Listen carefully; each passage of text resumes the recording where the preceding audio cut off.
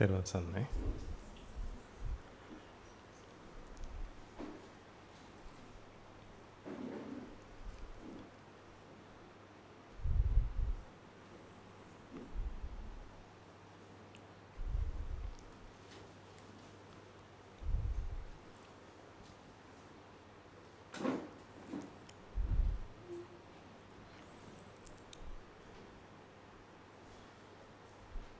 People have desires, sensual desires,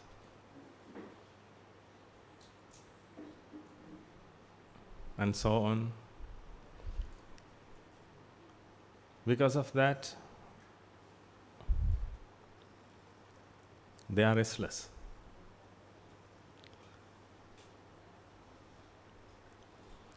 Because when you have sensual desires, automatically your mind will be vexed. And after that, the mind will do something to come out of that vexation, because the mind can't tolerate that. And there is a natural mechanism as well, which is called abhisankara. Because of that natural mechanism, abhisankara occurs,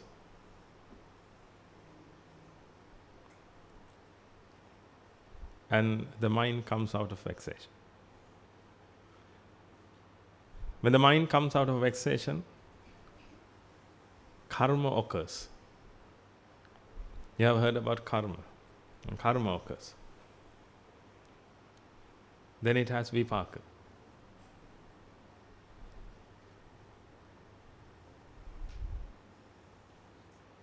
When it has vipaka, then it will come back. It will come to its fruition. When it comes to its fruition, then again a mind is created. Due to ignorance and attachment, due to those cankers,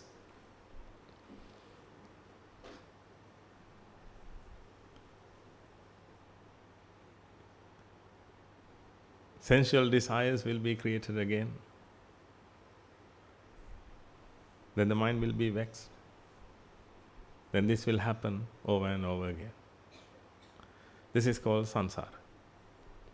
But this is called sansara, but sansara is not for any being. We need to understand that first. Most of the time we think that sansara occurs to a being. That means a being is moving around sansara. That's how we think and that's how we perceive. But this is wrong. This is only a process. A karma occurs. After that, a vipaka occurs. When a vipaka comes to its fruition, a mind is created. Then due to ignorance and attachment, again a karma occurs. Kamma vipaka vattanti, the Buddha said. Vipako kamma sambhava.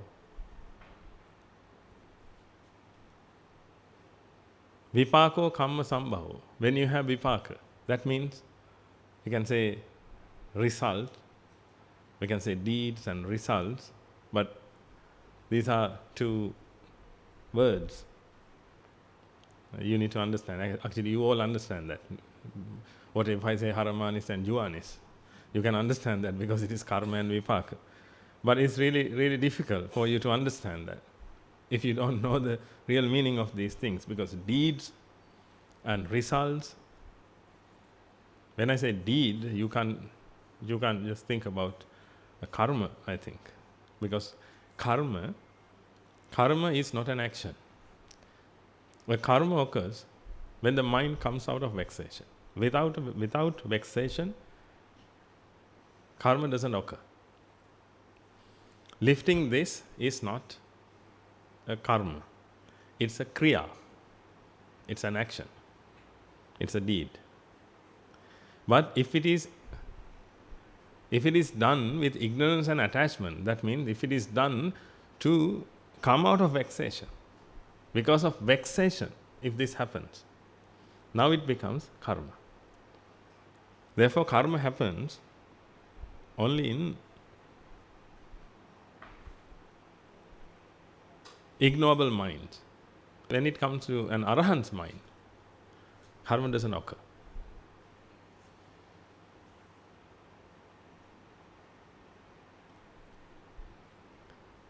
However, we will use a word, deed, or for vipaka, results, but you should understand the meaning of that.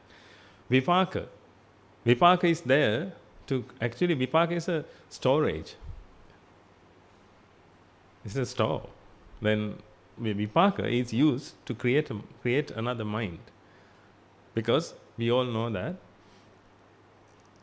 the mind is a process of energy. That means energy should be there to start the process. Therefore, a vipaka, I can quantify that and say, a vipaka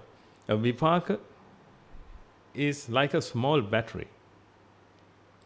It has some energy. That energy is used to create a mind, which means to start the process of the mind. When a karma occurs, that energy is restored as vipaka.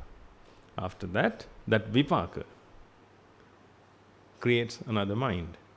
Due to ignorance and attachment, the mind gets vexed and the process of abhisankara occurs and a karma is created. This is how so-called sansara runs. Sansara is not a long journey, it's a cycle. This happens over and over again. Not to a being, it happens. It's a process and it happens. Not to a being. It's like raining. It's like water cycle. Water cycle occurs, not to a being. We don't need any being for that. Water evaporates and up in the sky it condenses and it comes back. It falls down. That cycle is called water cycle. It happens over and over again. Therefore, we experience rain. But it doesn't happen to you or it doesn't happen to me. It happens because of energy. Actually, it's a process of energy. This sansara also the same. This sansara also occurs because of energy. This is nothing but energy. Actually, a being is a false sense of existence. That's only a false sense. That false sense manifests due to ignorance and attachment.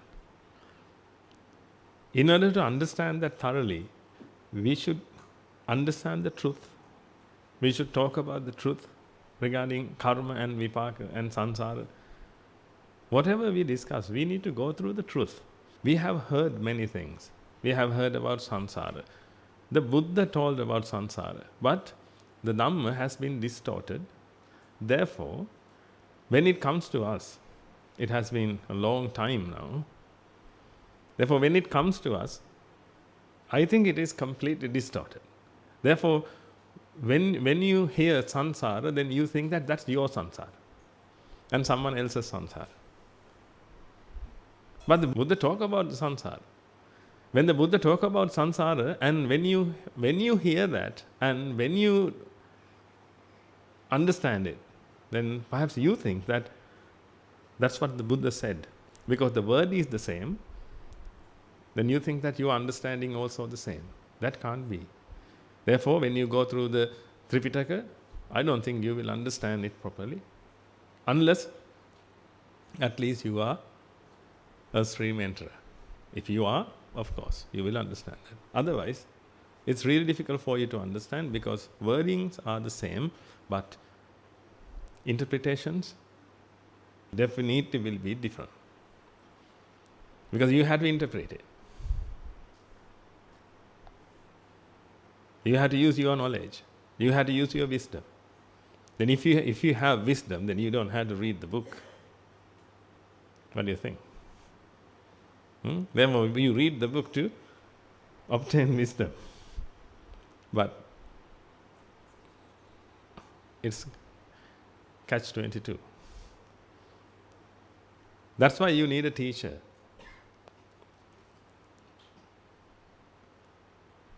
You have to get that wisdom through a teacher, then you can go through these books. Actually, you don't have to after that.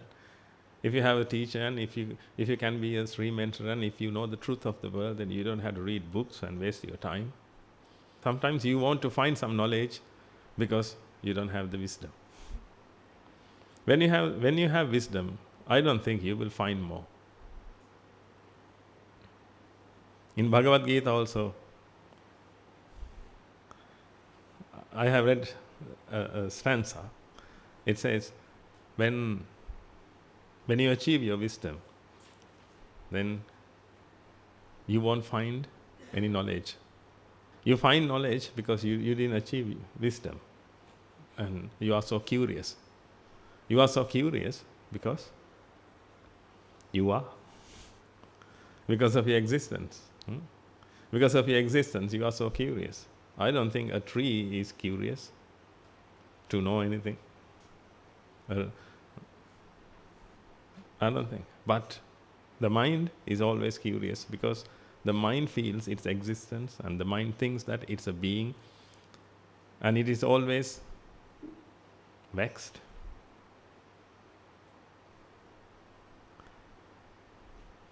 Therefore, the mind needs some sorts of actions. That's why you can't stay still. You have to do something all the time. You can't stay calm, can you? You have to do something all the time. Watch, read.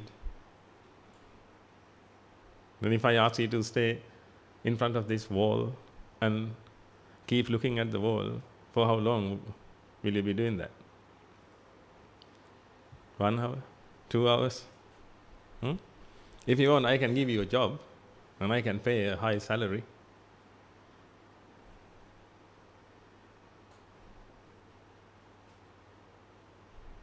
I can give you double the salary you get right now.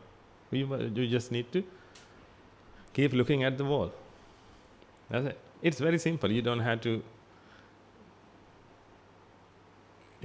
travel. It's a simple job. You don't have to write. You don't have to do anything. You just need to keep looking at the wall. And I think after a week, definitely you will resign. Not after a week, perhaps within a day you will resign. If you continue to do that, within a week, we will send you to a mental hospital, definitely, because you can't tolerate that. That is how it is. You are riding this bicycle, ladies and gentlemen. You are riding this bicycle. That's why you feel a balance. You feel the balance because of you are riding it all the time. When I ask you to keep your mind quiet, if I ask you to calm your mind, then you can't do that. It's so difficult. It's so difficult. You always do something. You always do something and you want to keep your mind so busy. And you feel the balance, then after that you try to do the same thing over and over again because you feel that you can keep your life balanced because you are riding it. But that's not the answer. They finally will die.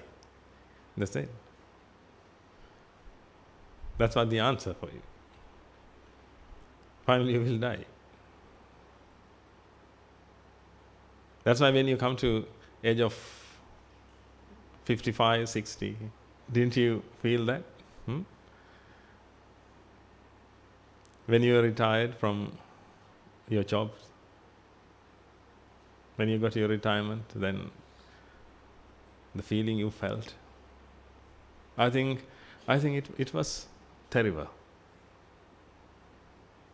I met a woman A lady who came to me when I was in India, she was so upset.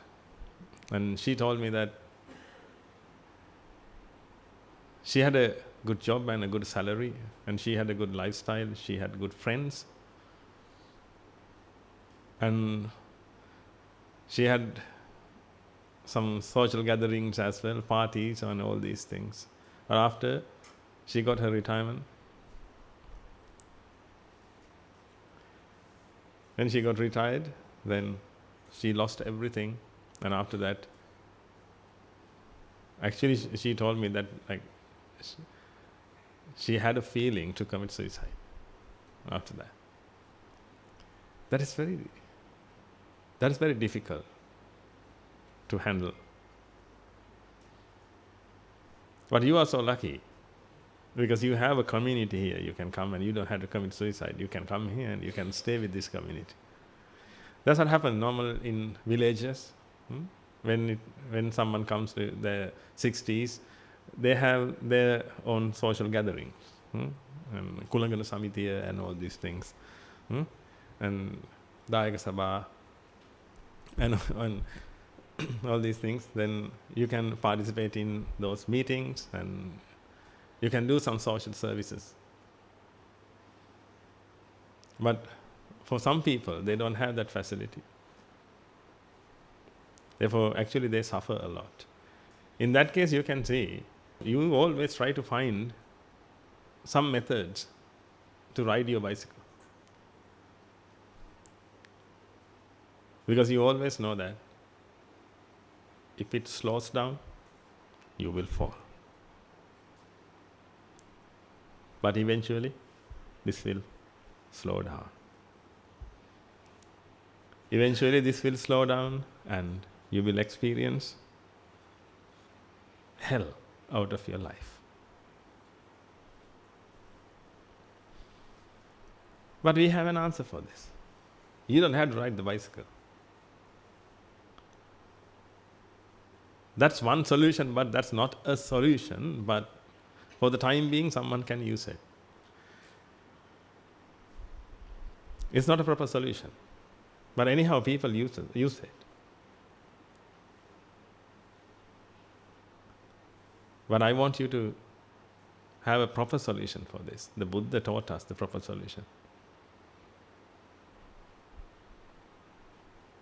In that case, the only thing what we should do is understand the truth. When we understand the truth, we won't have that issue anymore.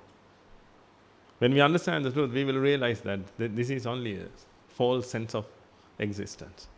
Therefore, when it comes to sansara, you should understand that sansara exists, but not for a being. Karma exists, but not for a being. Therefore, the Buddha said, Kammassa karako natti, vipakassa ca vedako. Karma occurs, or karma occur, but there is not a being to do that.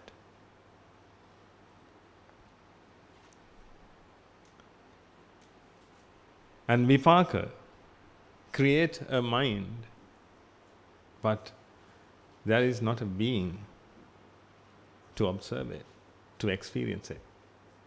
Experience occurs, but there is not a being to experience it. To understand that, you should understand about the mind. The mind is a process that creates experiences. But when I use the word experience, we can't use that word without a being.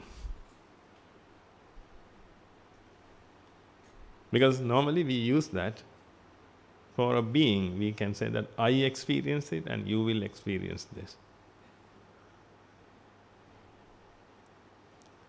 But if you want to experience something, that experience must manifest first.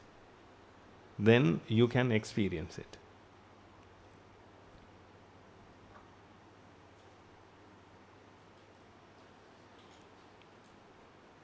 What do you think? Just think about this. If you want to experience something, there should be something there, otherwise you can't experience it. There is something for you to experience. Then you are there, let's say that you are here, and the experience must be created.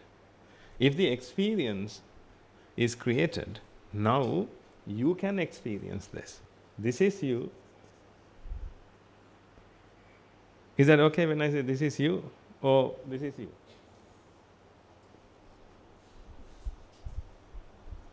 Who's you? This or this?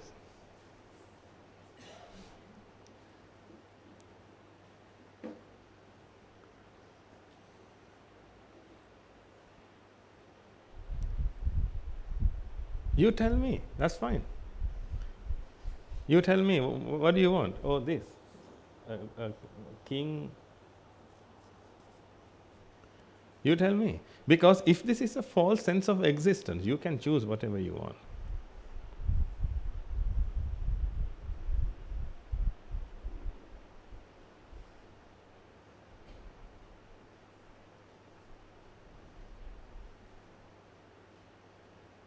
If you think that you are a king, of course you are a king. If you think that you are an elephant, of course you are an elephant, because you are a being.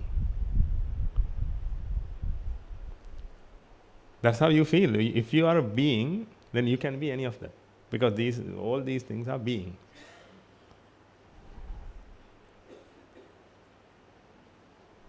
However, now you are here and you are going to experience this.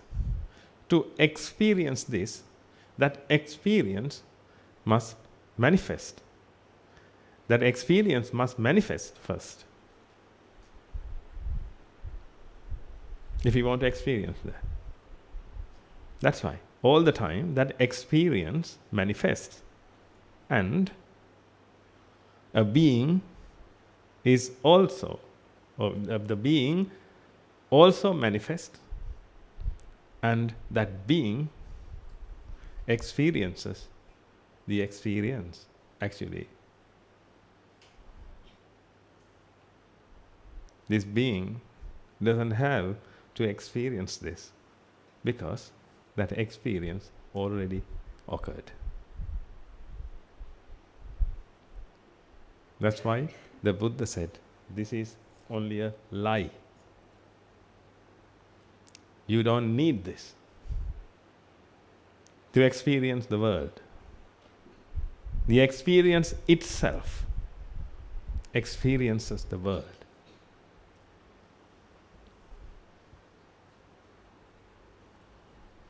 Did you get the point?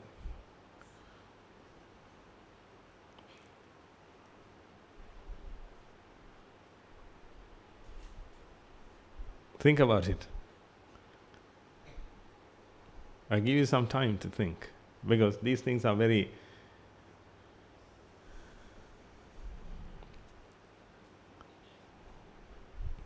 I don't have the word for that. These points are very deep. If you can understand that, you will realize the world. Because this is the truth. The experience occurs. It's a process. Due to that process, the experience occurs. This is the being, which is the false sense of existence. That also manifests. That also manifests, and experience manifests. When experience manifests, the being experiences it. That's how we feel. But we don't need this to experience because this already occurred.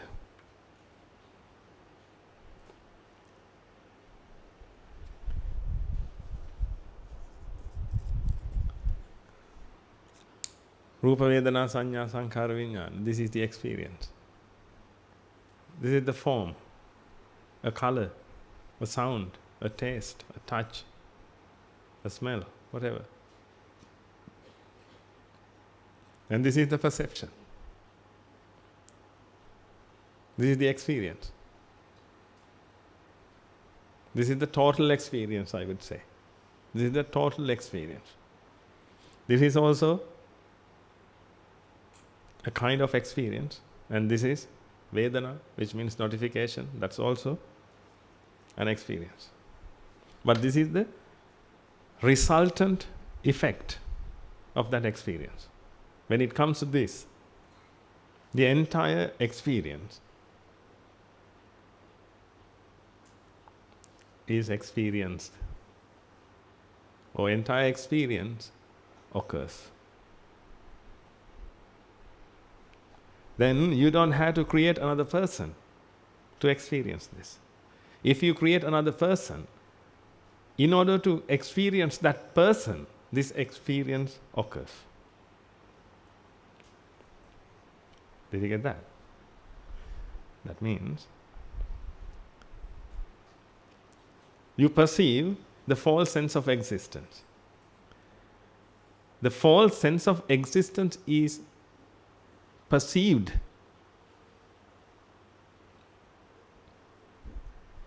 In order to do so,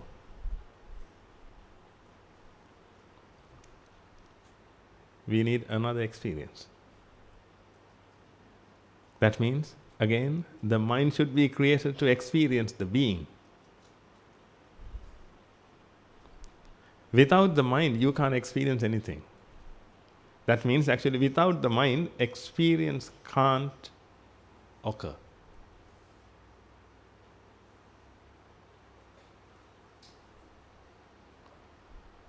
Without the mind. Because the mind is the process of experience. Arammana vijnana lakkanam chittam. That's how the Buddha taught us. Arammana vijnana lakkanam chittam. That means whatever happened in the world, some sort of an experience occurs. That process is called the mind.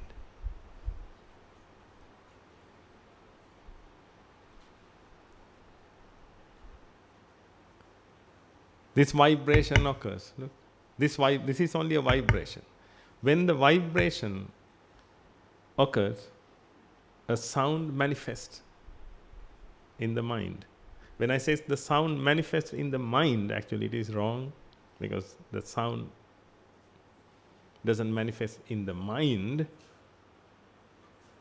That manifestation of the sound is called the mind.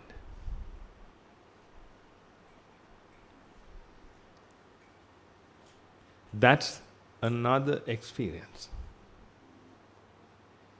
This vibration can't be experienced because it's not mental. The mind can't experience this vibration. The mind can't experience energy. This energy, like light energy, the mind can't experience light energy. The mind experiences light, which means experiencing light is called the mind. Experiencing the sound is called the mind.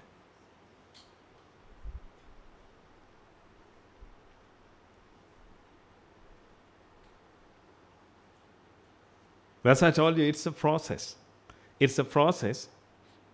Finally, some experience occurs. Then you don't have to create another being to experience that, because the experience is already created.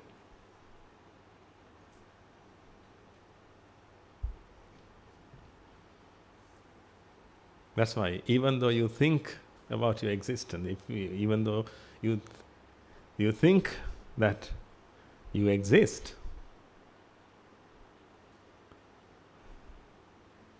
it's not necessary. The Buddha said that existence is false, but still we can experience something. Then once you become an arahant, you won't experience a being. You means, again I had to use that point, I had to use that word, that you, but neglect it.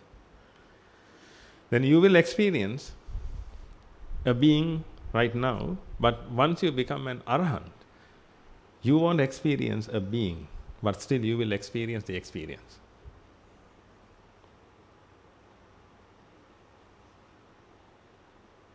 You will experience light, which is not in the world. Can you find light in the world? Here, wherever, light. Do you think that this light, this colors, light means colors? That's how you see colors. These colors are not coming from this television. This television emits light rays. Light rays or what? No, energy rays, we can say. Not light rays, energy rays. This television emits energy. Without a mind, this is actually, without a mind, this is not visible. This is visible because of the mind. But through your mind, you can't see the reality of this. The mind only experiences colors, not this object, because this object doesn't have these colors. Did you get my point? This object don't have any color. These colors are created in your mind. That means these colors are created. These colors are experienced. That is called the mind. Therefore, in your mind, these colors exist. But in the world, when I say in the outer world, if you say,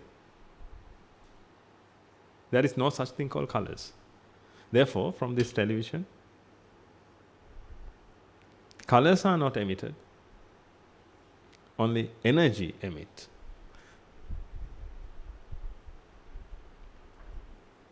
Therefore, you can't experience the world. You can only experience the mind. That's why I told you, you can only experience the experience. The experience is already created. That experience already happened. Then the purpose of a being is useless. Whether a being exists or not, the experience is created. The experience manifests. Because it's a process. Rupa Vedana Sanya Sankara Vijnana. It needs some vipaka. It needs some energy, which is used to create the mind.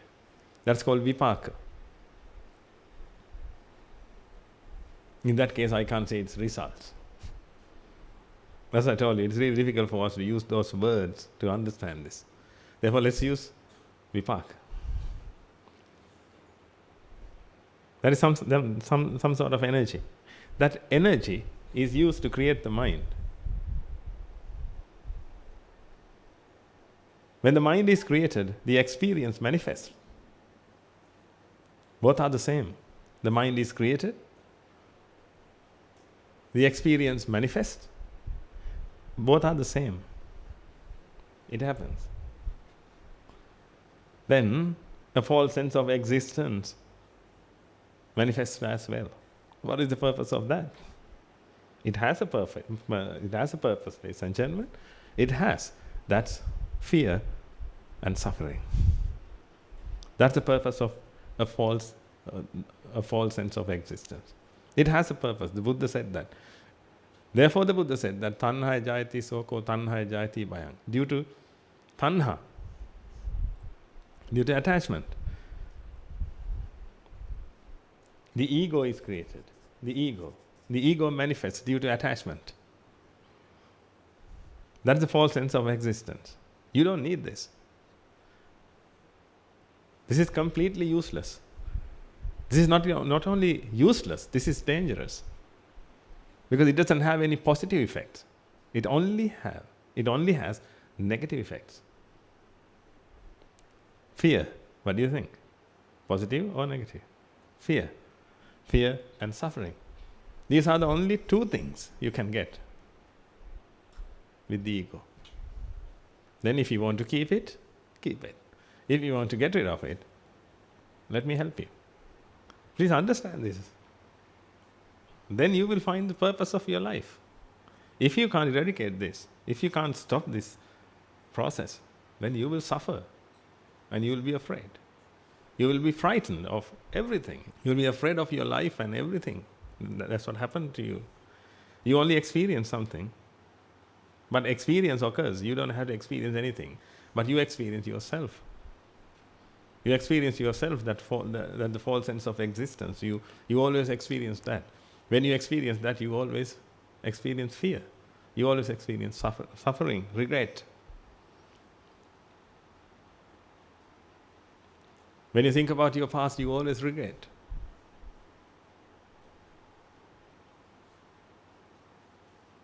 When you think about your future, you always suffer.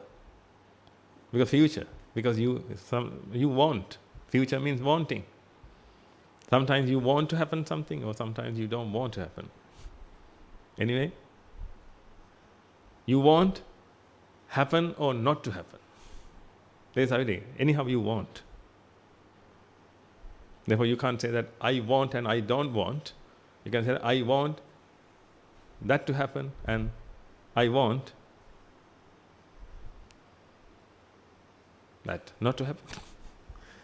Somehow. However, you have to focus on that want. That's your future.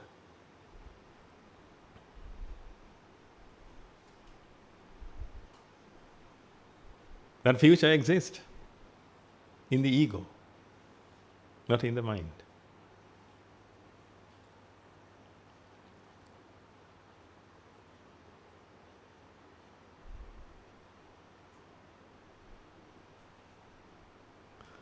Then if you don't cease this process, then you will continuously suffer and be afraid.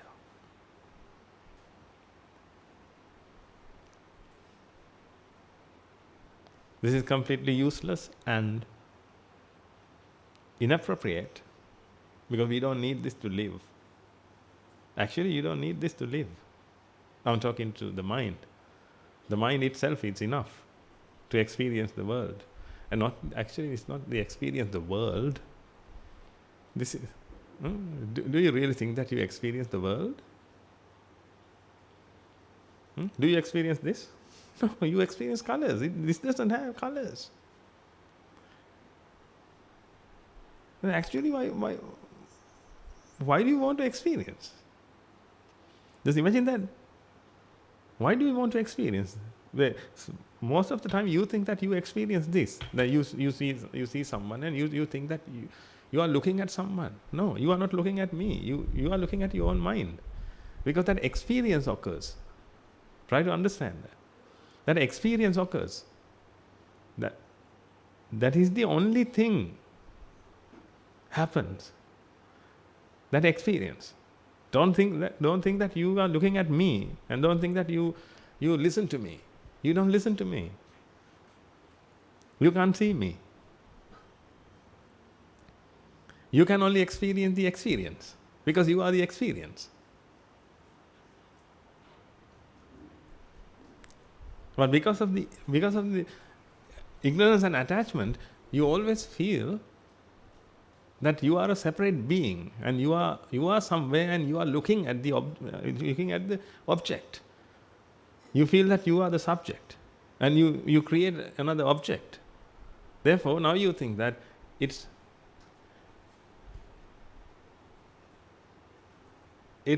a duality. It's not.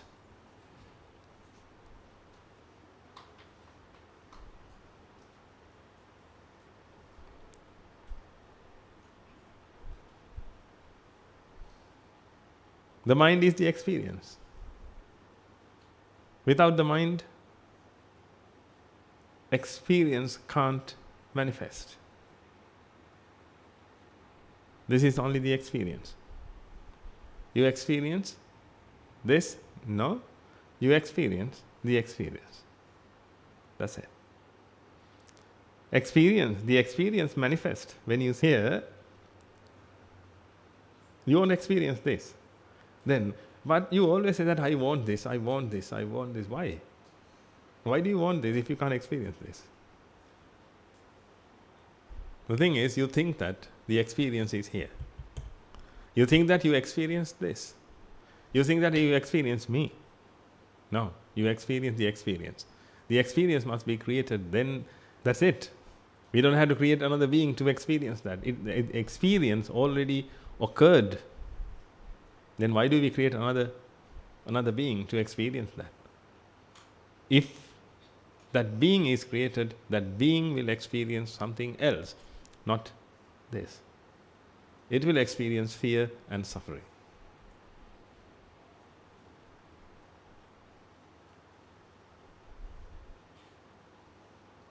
Which is not in the world. Have you seen fear somewhere? Have you seen somewhere? Look, check your pockets, please. If you have, do you have fear? Somewhere? No. Then, how did you experience that?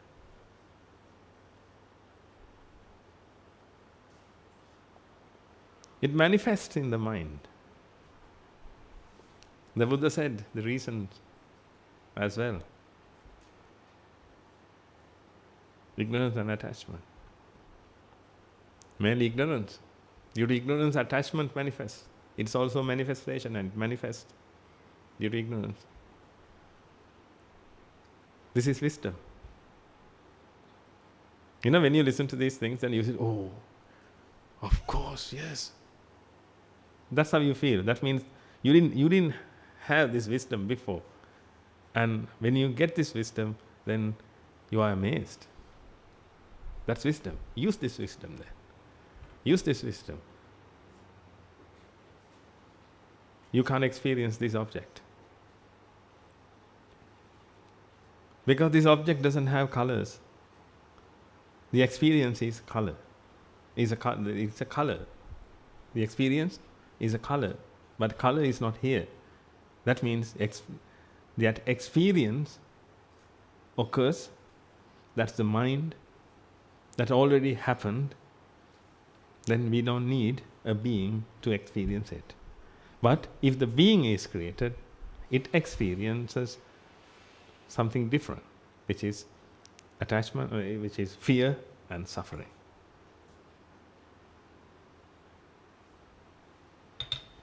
Let me draw it now. Due to vipaka, I'll say, these are the small batteries. Energy. Vipaka, one vipaka. One vipaka is come to its fruition and creates rupa vedana sanya sankara vijnana, which is the experience. If we consider about a color, then a color is created, that color is notified, that color is identified, and finally the color is perceived. That process is conducted by this.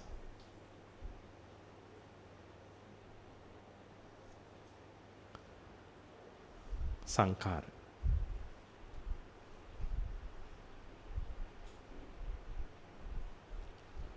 Now the experience occurs.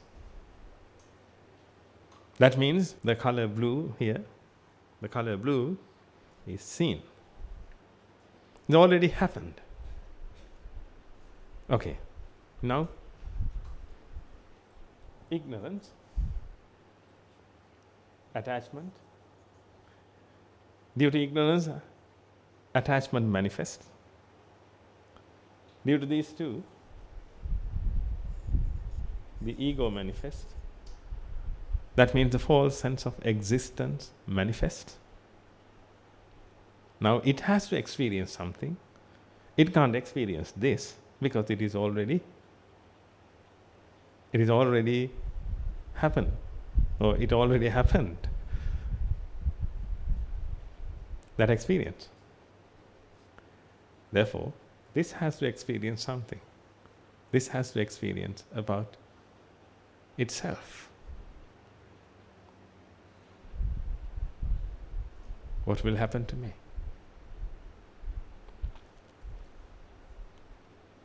What happened to me and what will happen to me? What is happening to me?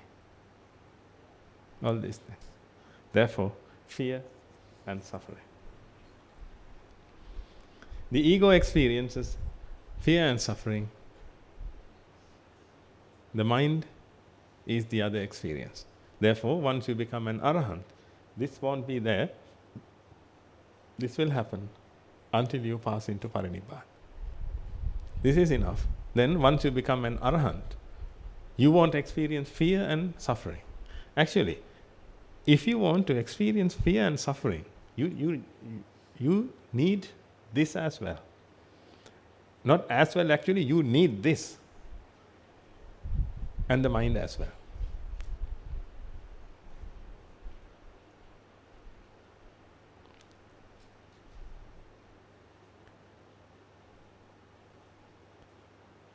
Let's assume that you are an arahant. Now, suddenly, you want to experience fear. If you are an arahant, you don't have this part. You have only this. Because this is a process. This is a process and this is also a process. Therefore, if you want, then you have to start the process.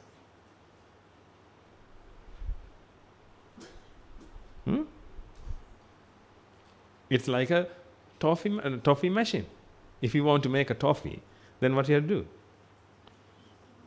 Then you have to start the process or cooking process. If you want a curry, then you have to start the process. Then if you want to experience fear, you have to start this process. Then if you are an arahant, you have already eradicated that. Then somehow you have to do something. I don't know how to do that. And Buddha didn't say. Therefore, be careful. When you become an arahant, you can't experience fear and suffering. Don't say that once you become an arahant, don't come to me and say that. I want to experience fear. Now you eradicated all these things. Give me my fear back. Because we don't know the method. However, if you want to experience this, then you need to have this process. Then ignorance and attachment. Then if the mind is ignorant, the attachment manifests and the ego manifests. After that, the ego experiences fear and suffering. This experience also occurs at the same time. Therefore, you feel that you experience this, which means this, and yourself. And fear and suffering. But these two are two different processes. The mind must be used because in order to experience the ego itself can't experience anything. The ego is also experienced by the mind. That's why these two processes occur parallelly at the same time. Without this, you can experience this. With this, you can experience two things.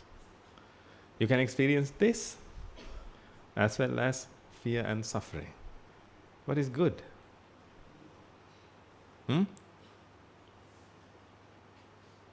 I think that's why you don't practice. Because you can experience both of them.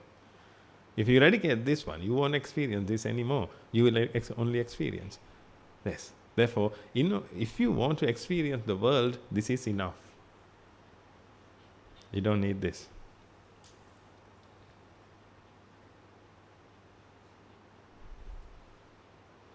But this manifests. This manifests due to ignorance. That's why we always discuss about ignorance. We always discuss about ignorance and wisdom. We need to talk about the truth. Now you can see that the truth will set you free.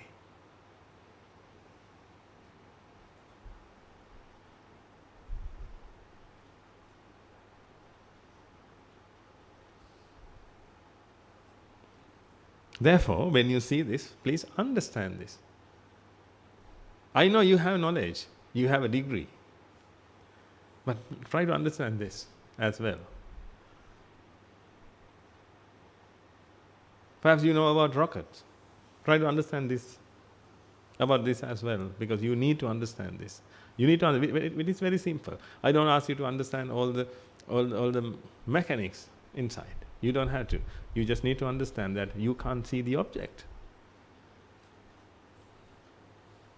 because that experience is different. That experience is different to the object. This object is full of energy. That energy can't be seen, energy can't be experienced. Colors are experienced. Colors are created in the mind, which means their colors are perceived, finally. Colors are perceived, colors are experienced, not the object. Therefore, when you see your daughter, when you see your son, you only experience your own mind. That means the mind experiences itself. But you think that you experience your daughter and your son or whatever, whoever.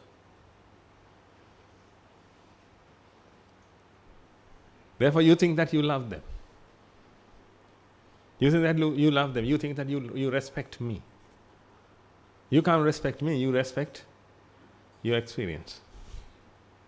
In not your experience, that experience occurs, and there you have a Guru Tero.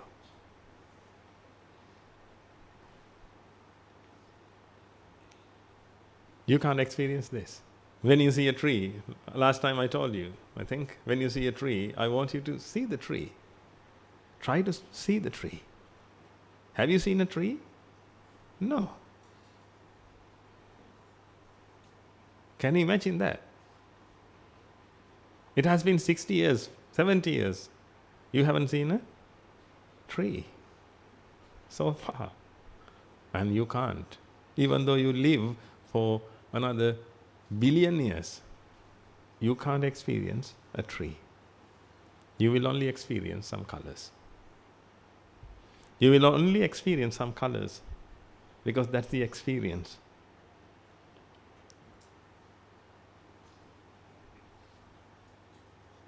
Then why do we come back to this world, ladies and gentlemen? It's okay if you believe that this exists and all these colors and all the beauty lies in the world. Okay, then you can come back. But if you can't experience the world, then why do you come back?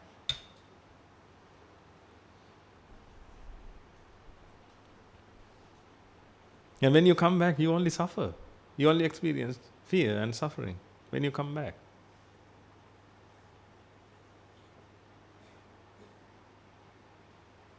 And that is also created in the mind. That's why you can't find fear and suffering somewhere else. You can have some suffering and fear in your bag and you can distribute to everyone. It's only a manifestation. That's why, if you can understand that is only a manifestation. Anger is a manifestation. Fear is a manifestation. Jealousy is a manifestation. Then if you don't like, you can eradicate that because it's a manifestation. It's a manifestation. It happens due to the ego. These are the cankers you can experience through ego. But this is different. This is the pure mind. This is the pure experience. That experience occurs all the time. You don't need anyone to experience it because experience occurs. That's why in the beginning I told you, the experience should be created to experience. Otherwise you can't experience anything. Even if you exist,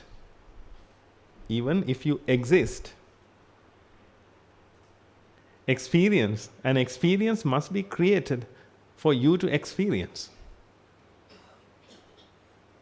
Therefore, this is the experience. Therefore, we don't need a being to experience it, because it's already happened.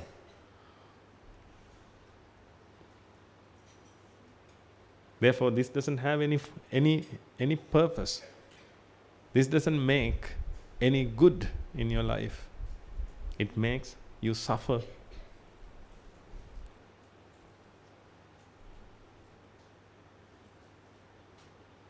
Therefore, this is the common enemy. This is the only enemy. You have to fight it.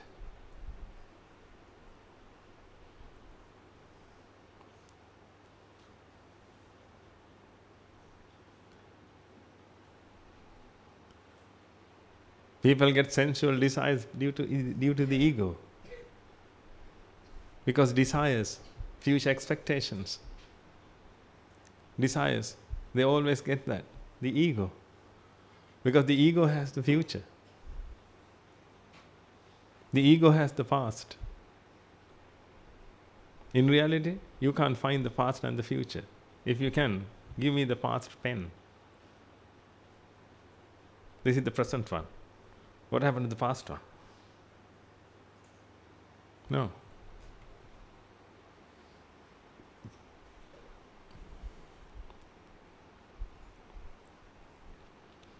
Nature doesn't have any past, present, future, anything. Nature has, or nature behaves according to the theory of cause and effect.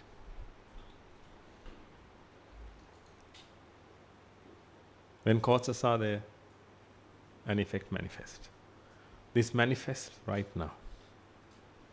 This is only a manifestation. This is not an object. This is only a manifestation. This is an effect.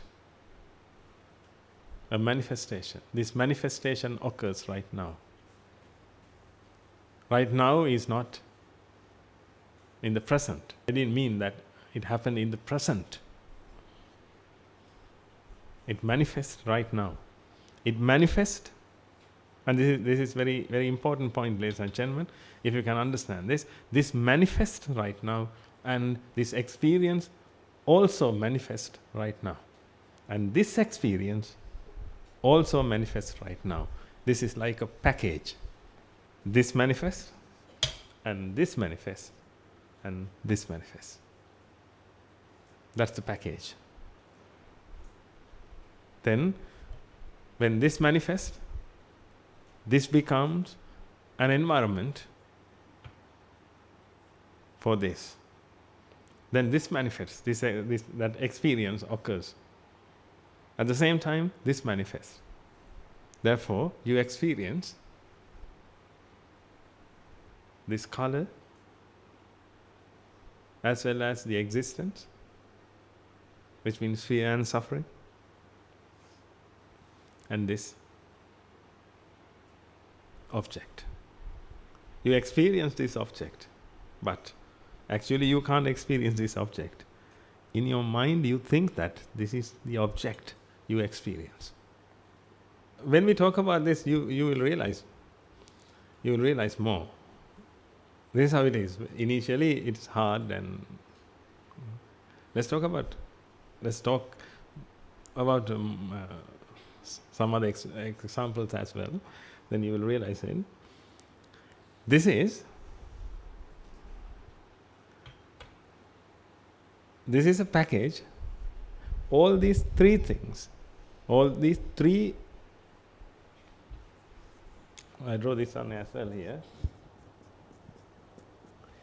All these three things, or three processes, occur at the same time. This manifests. Therefore, if this manifests, then you don't have to find its past. If this manifests, you don't have to find its past. And if this manifests, you don't have to find its past. Actually, you can't find the past of the ego. You can't, because that process, when I say process, you can say that it's alive. It's a process. It's not dead. It's a process. It's in action. If something is in action, it only happens in the present, which means when causes are there.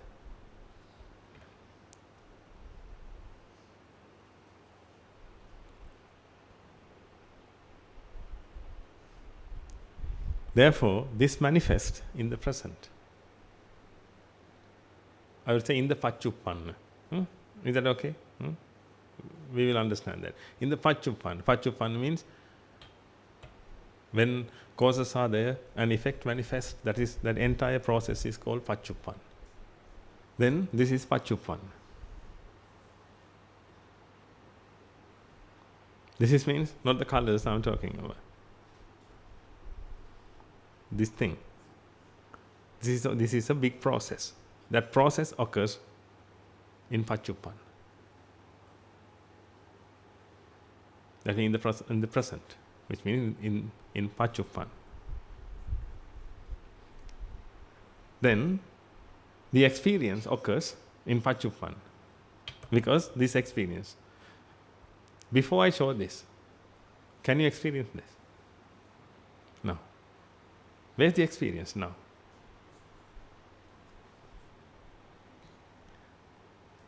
This experience? Experience it? Yeah? Now, where's the experience now? Now I'm going to show this. Before that, where's the experience? Then you can't find the experience, but experience will manifest. The experience will manifest. That means it's also a manifestation. This is the experience. And when this manifests, at the same time, the ego also manifests.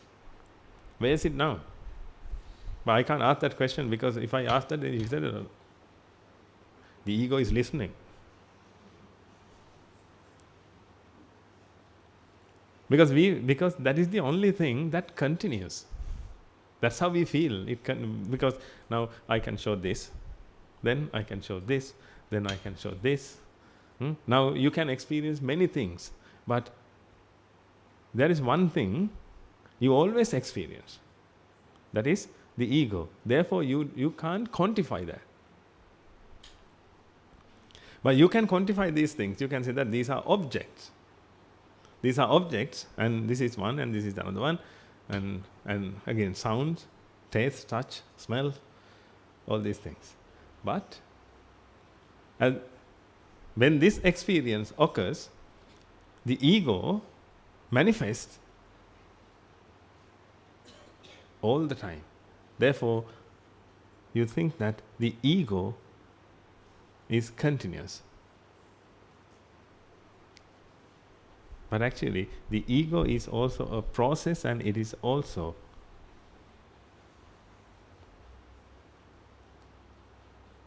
discrete. Like atoms. When you see this, you think that this is continuous. That's how we see. When you see this whiteboard, can you see holes? Well, we can't see atoms. Therefore, we can't see or identify gaps between two atoms, between those atoms. Therefore, we feel that this is continuous. Likewise, the ego is felt as continuous, but it is also discrete, because it's a process. If something is a process, that's the most important part that you should understand. If something is a process, it is alive and it happens due to their causes. If something is a process,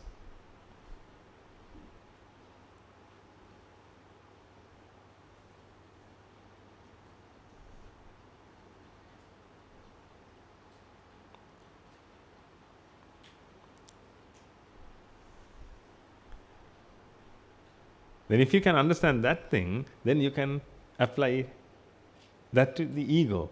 Then the ego is a process, then it is alive and it is discrete. Because it's a process, it occurs due to its causes.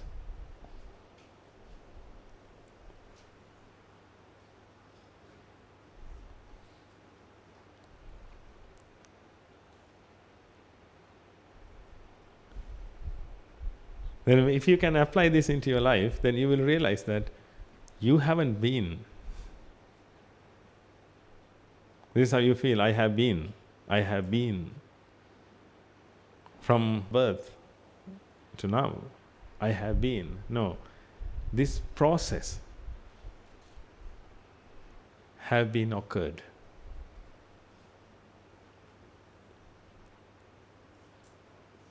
That means that package, the object, which is not the object, it's an effect, and the experience, and the false sense of existence, the ego.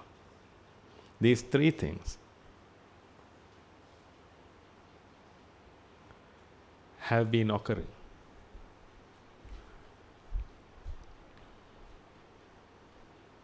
Not continuously, discretely. One set is done, then another, then another, then another.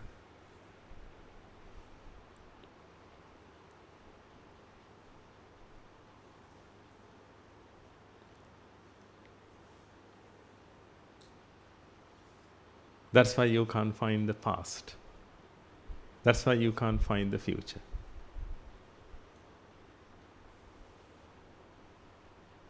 You can't find the future cube.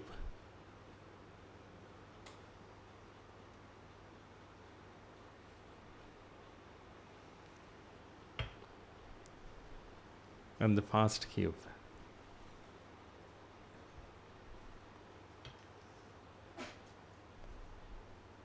But it stays in front of you all the time. Look at this. How can you believe me? It stays in front of you all the time.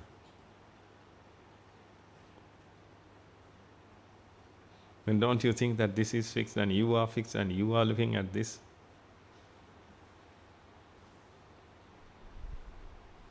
That's the easiest way to think. Because whenever you see, it's there. And you always feel your existence.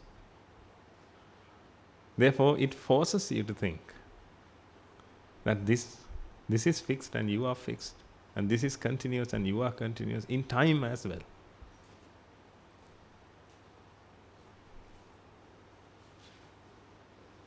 This has been there and you have been there.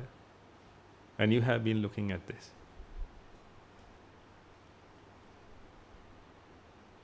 That is ignorant. That is ignorance. You need to understand the truth. If you understand the truth and apply into this, then you will realize what happens. This is not continuous in time as well.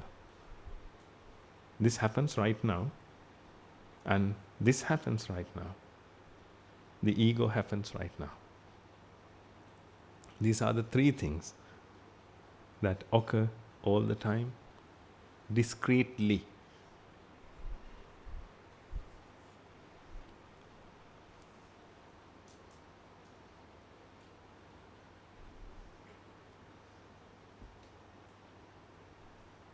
Therefore, when you see a tree, please apply that. When you see a pen, when you see a human being, please apply that.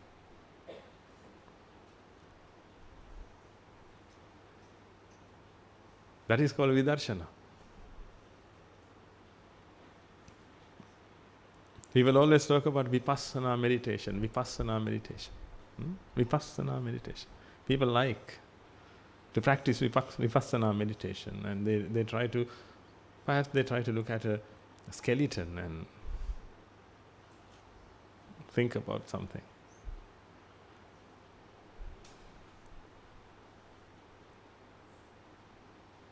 You can keep, if you want, you can keep looking at that. But I don't think you will realize anything. Then you will realize that I have been looking at this for a week now. For a week, but I have been doing that.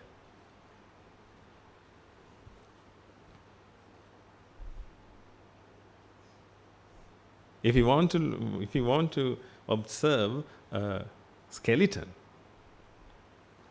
that's fine. That skeleton manifests in Pachupanna. That's the first thing you should understand. That's not an skeleton. That's an effect. That's a manifestation. It occurs right now. That is full of energy, or it is made up of electrons, protons, neutrons, which is full of energy. A skeleton is an effect, nothing but some energy. Then what's the difference between that skeleton and this? Then why do you have to go to the police and perhaps take a court order and take a skeleton from a graveyard and start looking at this, looking at that? Let me give this free. Take it.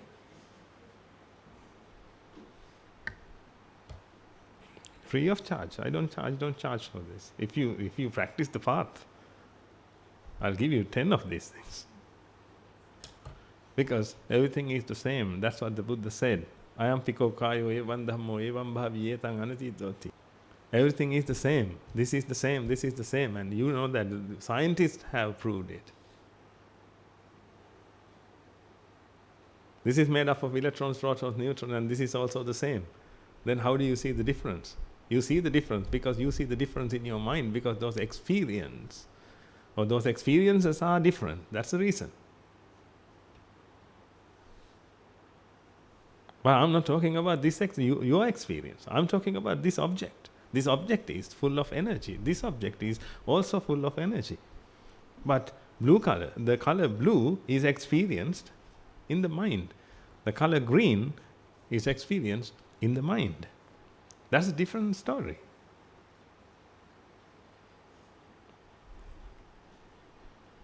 But if I talk about these two objects, what do you think? They are the same. Then what about your body and this? They are the same. Of course, the color is different. But I'm not talking about the color, I'm talking about these objects. These are the kaya, the Buddha said, bodies. This is not only this body, this is a body. And your body is also a body. What about this? This is also a body. This table, this whiteboard, and then this dhamma hall, everything is a body. Everything is the same. If everything is the same, how do you feel that your body is so special? It's so special, that's why you say that it's your body. Can't you say that this body is yours?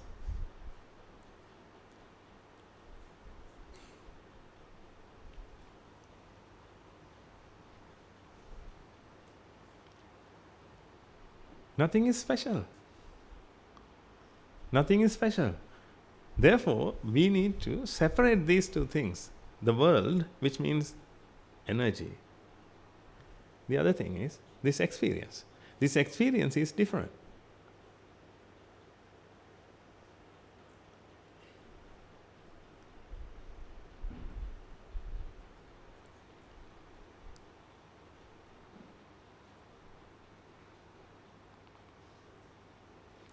And perhaps you think that no, this is very tough, hard, and this is very soft. And what about water and ice? Are they two different things? Water and ice? These two are like that. This is water and this is ice. Molecules are packed tightly here than this.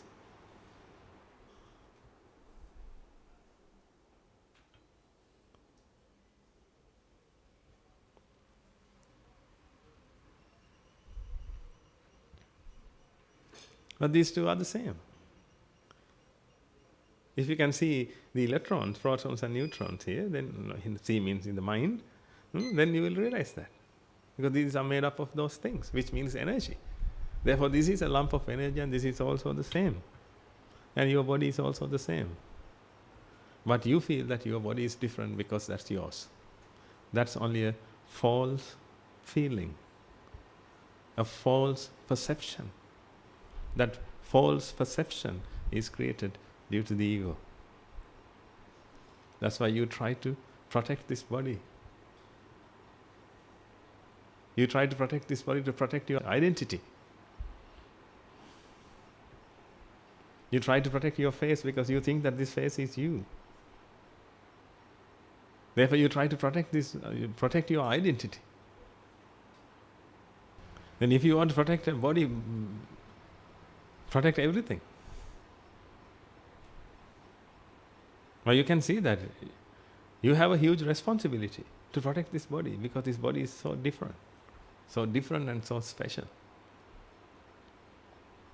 And if I insult to this body, what will happen? Then why can't we use the word fat against someone? Ugly? Can we use beautiful? Can you use the word beautiful? We can use that. The word beautiful, that's okay. But what about the word ugly? We are not permitted. It's not civilized. Because it hurts. Because the ego always feels that this body belongs to the ego.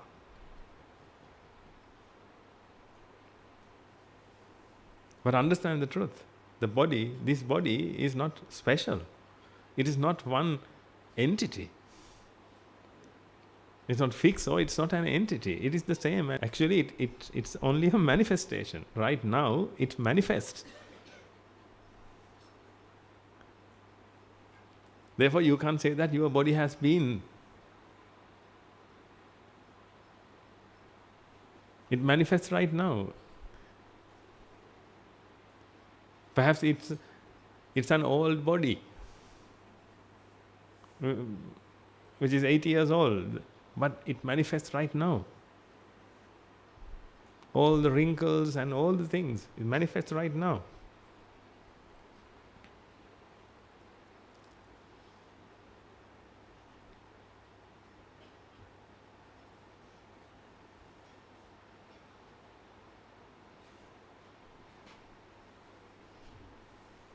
If you can understand that, then attachment won't be created. Then the ego won't be created. Then you won't experience fear and suffering. You will experience this.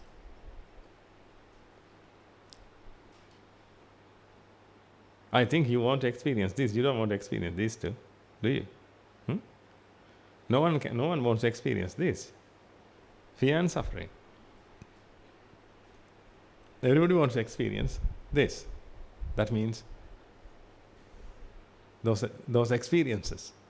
Color, sound, taste, touch, smell, and thoughts.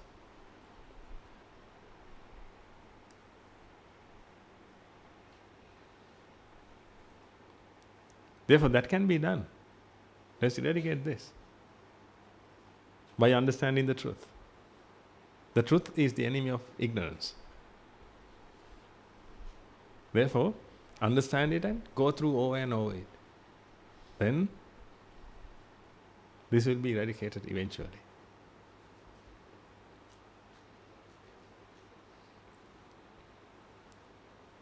Therefore, experience something with the truth. Apply the truth in it. You don't have to go to a jungle. If you see a tree, now apply the dhamma. That tree doesn't have been there. We can't say that. It's not have been there. We can't say that. it manifests right now, and those colors, which is the form, manifest right now, and it is experienced right now. And due to ignorance and attachment, the ego manifests at the same time. One package is over, but it happens, I can't say within a second. A million things happen in a second. It's so fast because we are talking about the process of the mind. It's so fast. But if he slows it down, the tree manifests, that's the first thing. That experience manifests. And the false sense of existence manifests. This is how you see a tree. This is how you see a tree. How does an arahant see a tree? The tree manifests and the experience manifests. That's it.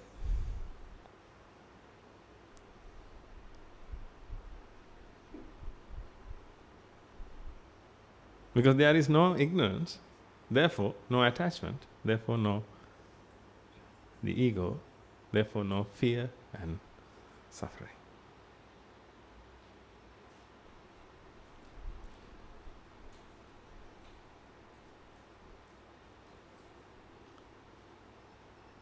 Therefore, let's apply. What object do you want to apply? That's why. When you see, when you hear, apply.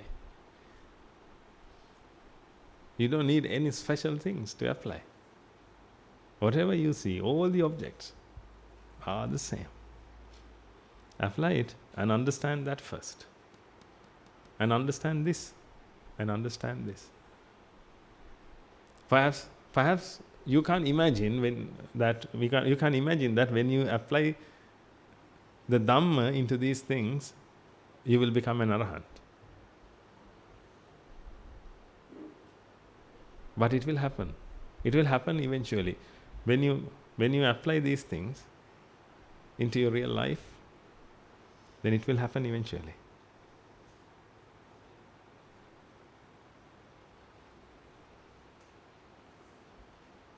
That's what I have been doing. If it works for me, definitely it will work for you. Try to separate these three things. And all these three things occur with the theory of cause and effect. Therefore, that theory can be applied into this, and this. The theory of cause and effect can be applied into all the objects you see, all the objects, that means all the bodies. A tiny air particle, a big whiteboard, whatever you want, the theory can be applied. Therefore, apply it. Try to see the process in it. Try to come out of time. Don't be stuck in the time. Try to come out of that. Try to be with nature. Actually, your mind runs with nature. That means your mind moves with nature. Because nature, actually your mind is also nature, but let's take the outer world as nature for the time being. If this is nature, that means if this is nature, this manifests right now, at the same time the mind also manifests. But At the same time, the ego also manifests. But the ego feels that it has been there, therefore you experience nature differently. You experience the past version of nature and the future version of nature because of the ego. Because the ego experiences the past and the future. Next week, we will discuss about this next week as well. Therefore, don't worry, if you can understand, that's good. If you can't understand, we will continue this.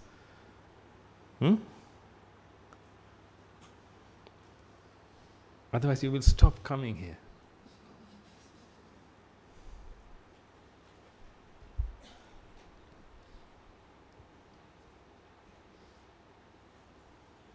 This is a great philosophy. The truth about the world, the truth about nature.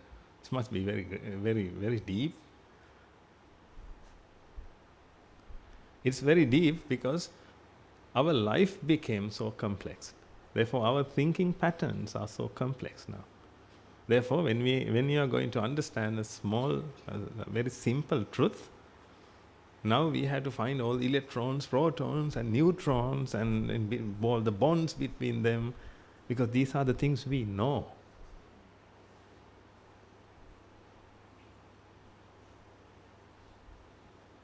Otherwise, do you really think that the Buddha taught Sopaka and Sunita? Those venerables? They didn't have a proper education. They didn't know even how to write letters.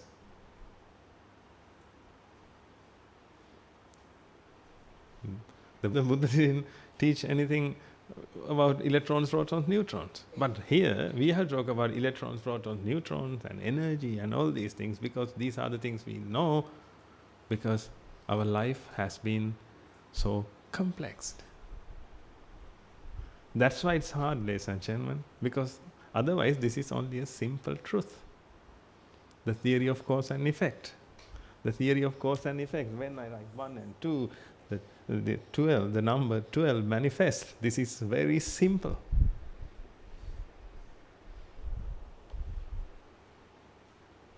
I wanted to write water again. because these are the examples that come to my mind. Water manifests. Until this is not water. This is not water. This is not water. Now water manifests.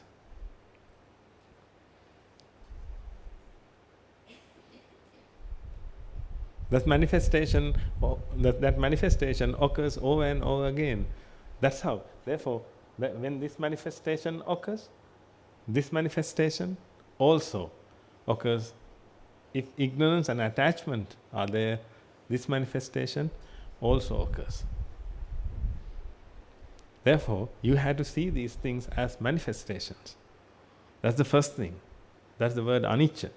That is very important. Hetum paticca sambhutang hetu bhanga nirujjati. That is very important.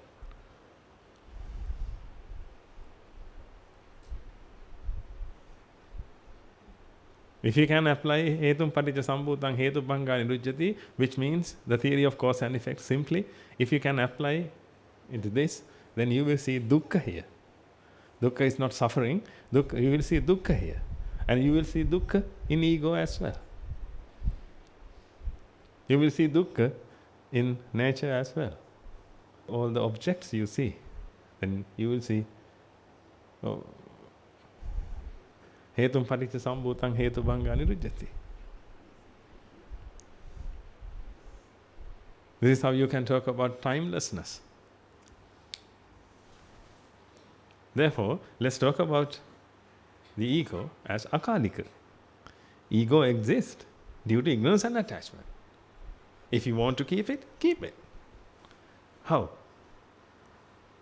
Have ignorance and attachment. And nurture it. That's what you have been doing anyway. Huh? Nurture it, then this will continuously occur. If you want to experience fear and suffering, this is the only way you can do that. And this is a process, and this also happens according to the theory of cause and effect. That's what I want you to understand. When you, not I want actually, that's what the Buddha wanted us to understand. When you experience fear, I want you to experience that. That's fine. I want you to experience that according to the theory of cause and effect. I want you to see that it's only a manifestation. If it is not a manifestation, give me some fear, please. Find it somewhere. You can't find fear. It's a manifestation. And after that, you can't find that either. Therefore, can you give me some past fear and future fear? You can't. It manifests. Suddenly it's manifest. Anger.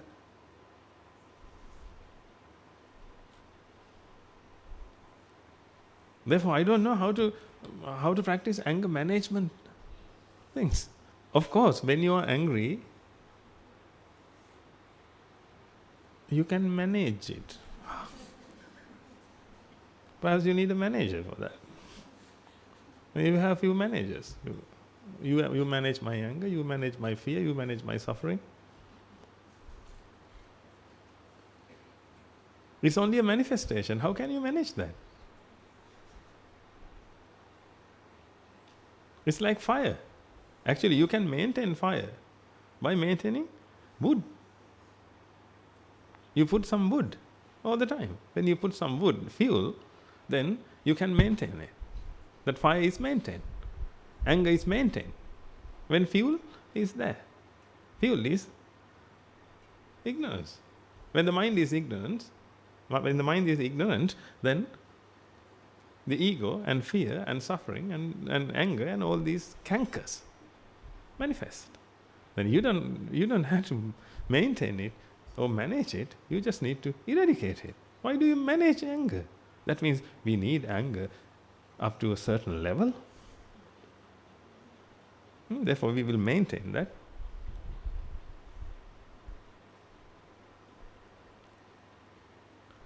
Like trimming your garden. We had to keep it to a certain level. No, you had to eradicate that. You had to eradicate that. Before that, you should understand that is, I will use one word, but I don't know whether it's in English or not, eradicatable.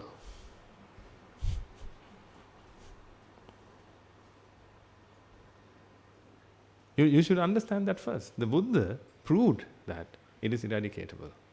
That means we can eradicate that if it acts according to the theory of cause and effect. That's why actually nature acts according to the theory of cause and effect. That's what you need to understand first. Therefore, apply the theory of cause and effect to everything. Hetum padita sambhutang, hetu bhanga nirujjati. Apply it to everything. Then realize that everything behaves according to the theory of cause and effect. That means you need to understand that everything is an effect, or everything is a process, or everything is an event, everything is an incident.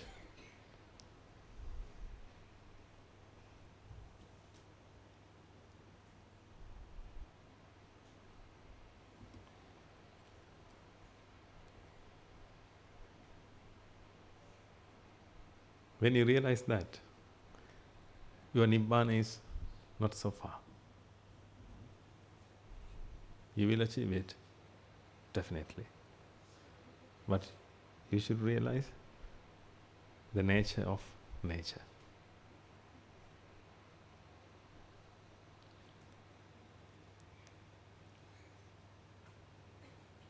That's the Buddha's doctrine. The doctrine must be applied. If the doctrine has been distorted, what's the use of the whole Tripitaka? What's the use of whole Tripitaka? if the doctrine, the main doctrine, is distorted. Therefore, let's apply. Let's prove. Try to prove this.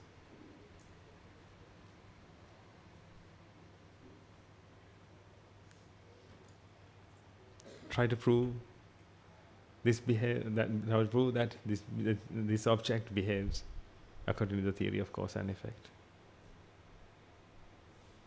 And try to prove the color blue manifests due to the theory of cause and effect. And try to prove the ego manifests due to the theory of cause and effect. Actually, try to prove that the ego is a manifestation. That's the same thing.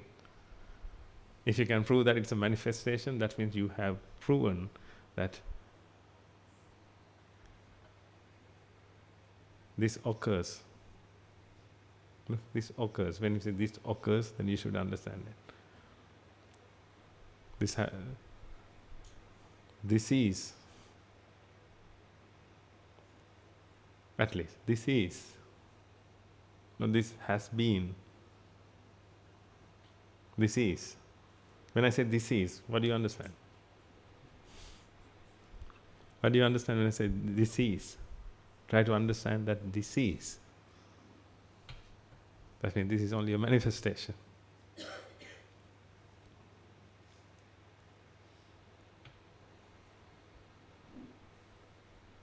Try to understand this as well. It's a manifestation. Try to understand your ego. Try to understand fear. Therefore, when you see the devil, you should be able to apply the dhamma. Because when you see the devil, you can't see the devil. You don't see the devil. You only see, or you only experience the mind. You only experience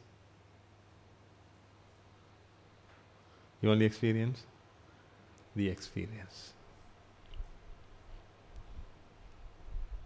Can you see this? No. Then can you see the devil? No. Can you see me? No. You only see these colors, which I don't have. Then when you see the devil, you only experience not the devil, a devil, let's say. You have heard about many devils, ghosts. When you see one of them, when you see a god, can you see the god? No.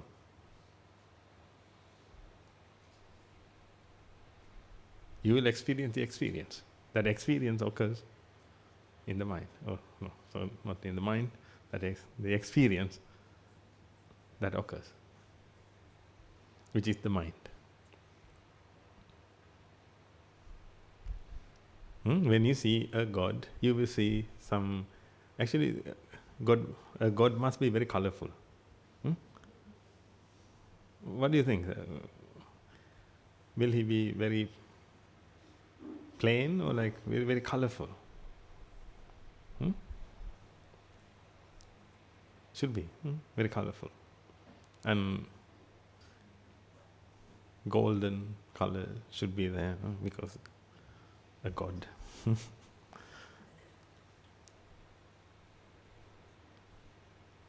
Then the color gold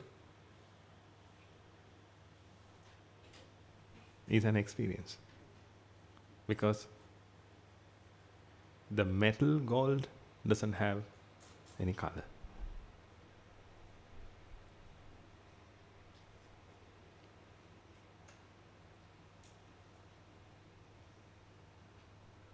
This is stainless steel. It doesn't have any color. And gold doesn't have any color. The color is the experience. Therefore, when you meet a god, you will experience your own mind.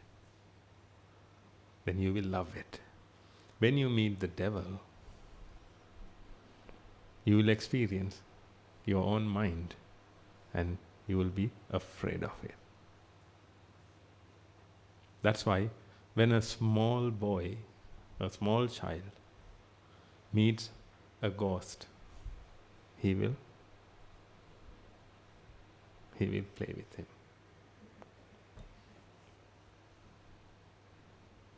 Because he doesn't have those views. But you have those views. Ghosts are very dangerous. When you have those views, you will be afraid of your own experience because of those views. That's why you love kids. Why do you love kids? Why don't you love grandmothers? I know you love grandmothers as well, but why don't you see cuteness in grandmothers and say that cute? Huh? When you see a small kid, you always do this. Those are your views. But all the time you experience your experience. Try to understand that. You always experience the experience, not the object, or not nature.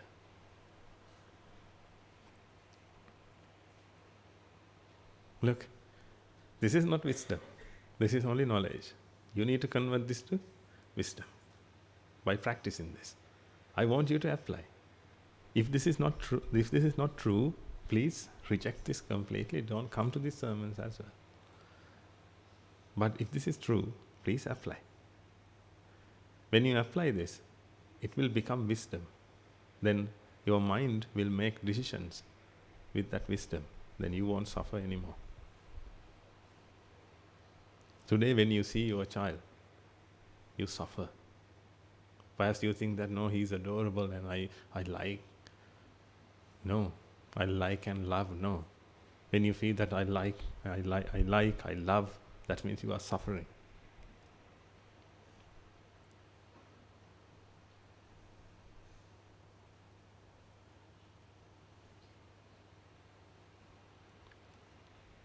When you feel love, likeness and liking and hatred, all these things.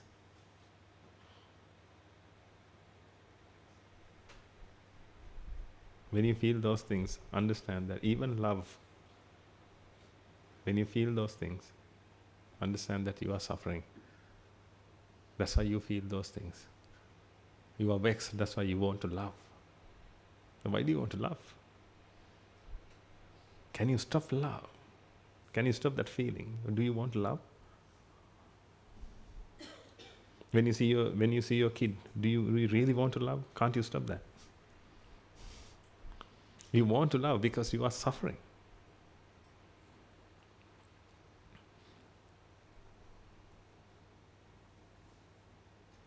Because you experience your kid. You experience your kid. When you experience your kid, you need to experience it over and over again. That's what I told you, you want it or you want not to experience it. Always you want. That's why you love or you hate. That means I want and I want that not to happen. Always I want. You want to see over and over again that experience. When you see your child, when you see your child, you see your child, yeah? When you see your child, you see your child. But tell me the truth, when you see your child, what colors do you see? Your blue and your... Well, otherwise, how can you create your child? If you say that I see a child, of course, I can agree partially.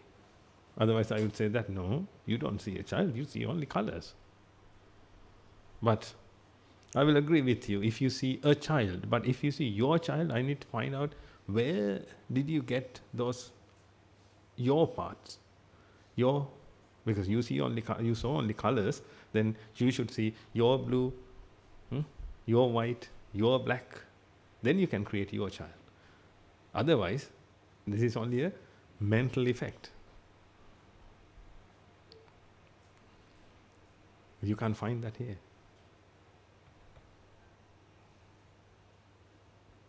It happens due to vexation.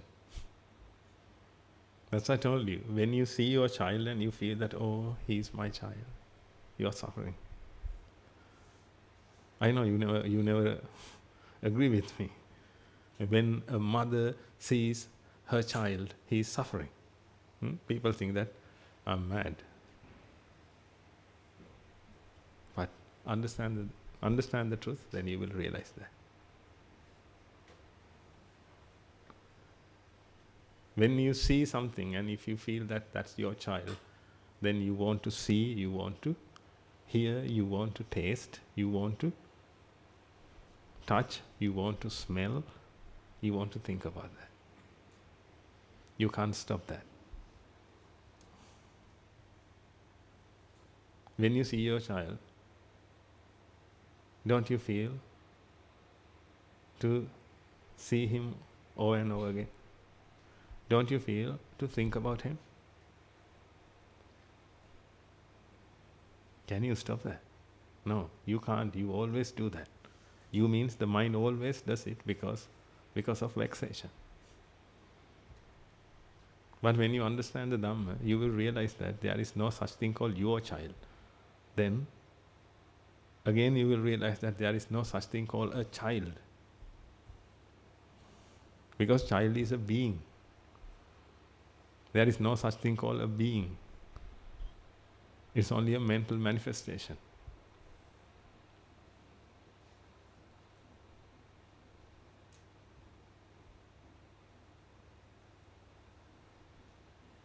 Then finally you will realize that everything is a manifestation and everything manifests right now, and this experience is also manifest right now. When you realize that fully, then you won't experience fear and suffering, and you will help everyone. You will continue your life, and you can fulfill your responsibilities. That's totally fine, because I don't think you need fear and suffering to fulfill your responsibilities. You don't need these two. Because of these two, you can't fulfill your responsibilities. It's very, very difficult because of fear and suffering.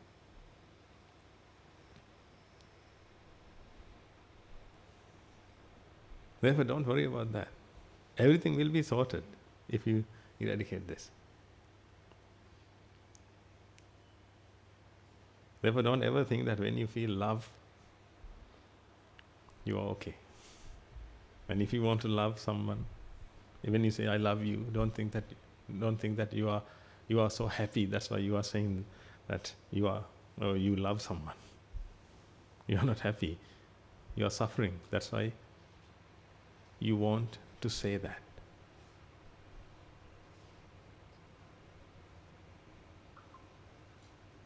If you can, please experience this when it comes to that. When you come to that point, try to experience that. When you want to say I love you to your kids, try to experience that. Well, I'm pretty sure that you can't experience at that time, because at that time you are so vexed and you are so desperate to tell that.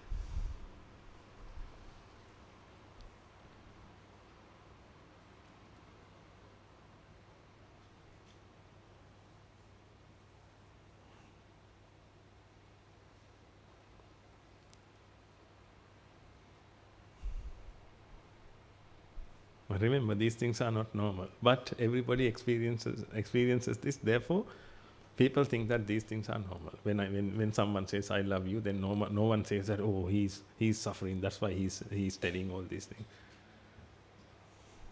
No one believes that. But the truth is, yes. Actually, why do you want to say that?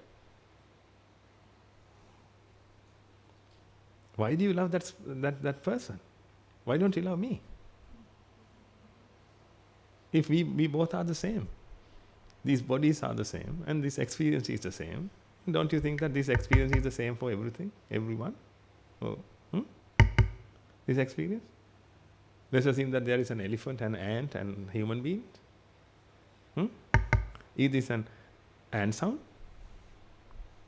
Is this an elephant sound? Is this an human being sound?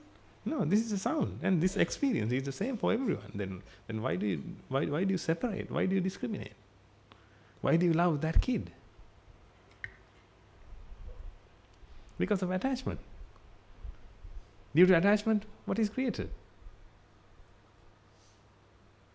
Vexation. Due to vexation, you say that word. Look, I proved it.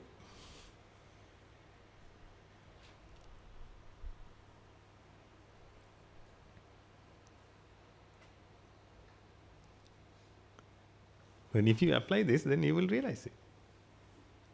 Otherwise, this is only a story.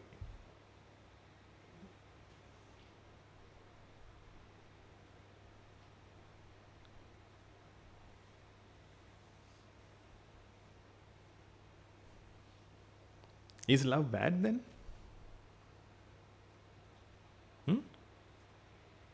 Is love bad? No. Love is sacred. But doing love is very bad, very dangerous. That means if you can be the love in the world, of course, that's the most sacred thing. But if you try to love, that means you use that word as a verb, as an action. It happens due to vexation. You are going to use someone to come out of vexation. That's why you say that I love you. When you are just about to divorce, you always love your kids more than ever. Not you. Haven't you seen those people? You know, son, I'm your mama. I love you so much.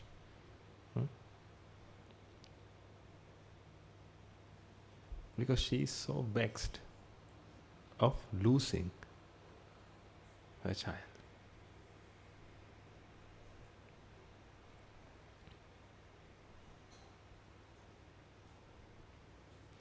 When your wife gets angry, you try to give her a bouquet of flower.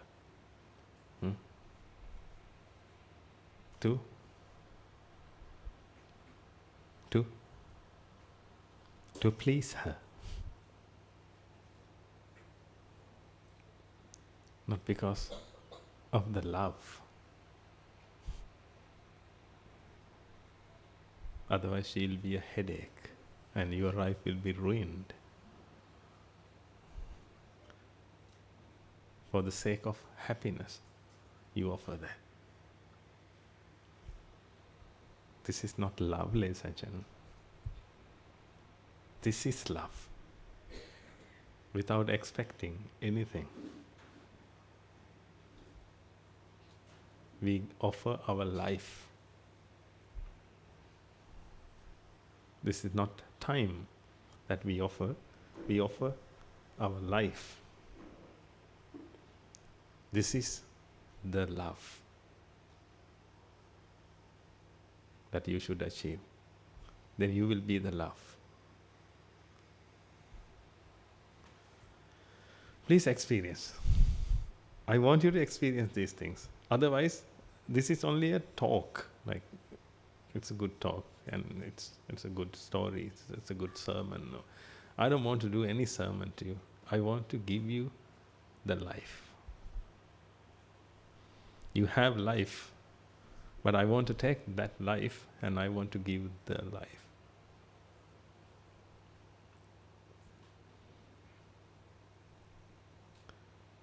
If you practice, you will achieve this. The ball is always in your court. If you practice, you will achieve this. I also have the Dhamma, but I practice. When I practice, I realize these things.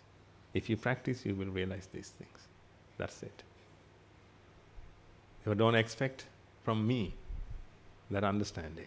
I can't give you that understanding. I can just give you this knowledge. That's it. Therefore, please apply this. When you apply this, one by one, like I think we have been talking perhaps like 10, 20 main points today. Then if you can take one and put into practice, then you will realize that. Take another point and put into practice, then you will realize that.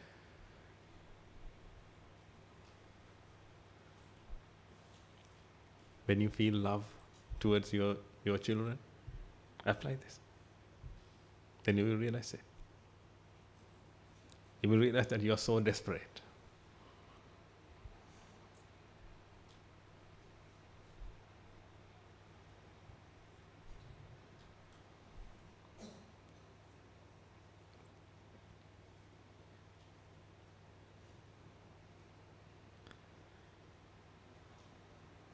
Can you practice then?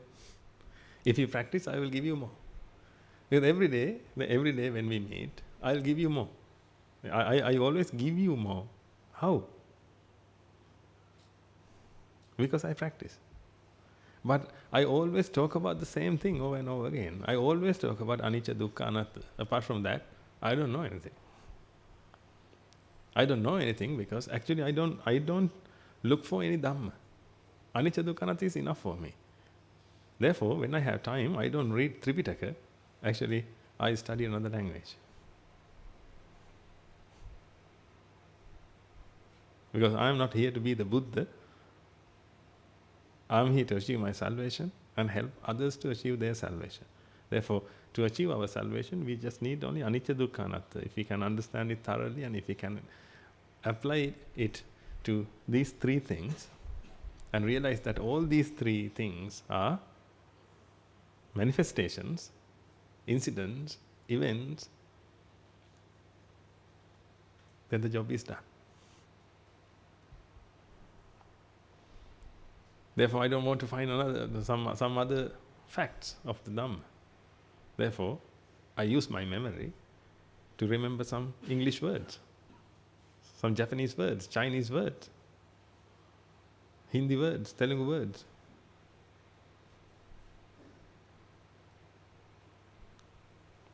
Then I'm going to learn as many languages as I can. As many languages as I can, because that will be helpful.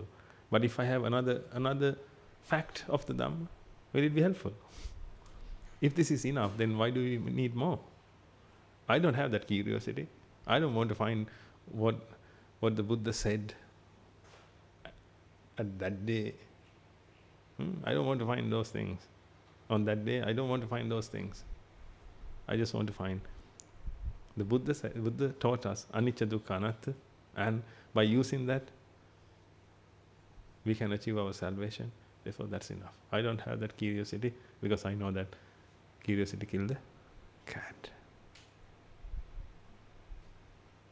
That will happen to you if you don't listen to me. Remember this. Don't be so curious about the Dhamma. Be curious about anything, but don't be curious about the Dhamma because it's a vast ocean. Then definitely you will realize that proverb is 100% correct. Curiosity killed the cat. If you go for that. Therefore, anicca, dukkha, anatta is enough for me, and I apply it all the time. When I talk to you, I apply it. When I walk and when I eat, when I read, because when I read, actually, in my book, there are no letters. What about your books?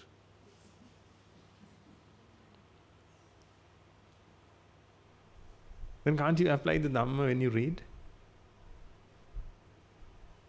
In my books, there aren't any letters. Because letters are created in our mind. because that's an ink.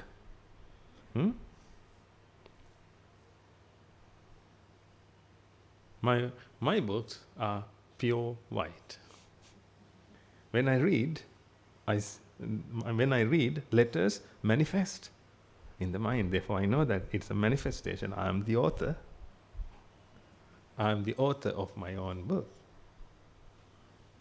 Whatever the book I read, I am the author. I always interpret it. I always experience that. I means, again, the experience I'm talking about. That's how I apply the Dhamma. Then can't you apply the Dhamma while you're reading? Then apply it. While you're reading, while you're talking, these words manifest. You can see that because the words don't come from my throat. It's only a vibration. That vibration doesn't come from my knees. It is created because when I breathe, that energy, which means air, goes in and it comes out. And this is like a flute. Then if you can understand that, while you are talking, you can apply the Dhamma. That's why this is the way of life. Live with the Dhamma. Wherever you live with the Dhamma. Look, live with the Dhamma. Dhamma means not the book, the teacher. Teacher means not me. Teacher means because the Dhamma works when it is in a mind. Otherwise, the Dhamma is nothing. Did you get what The Dhamma works with the experience.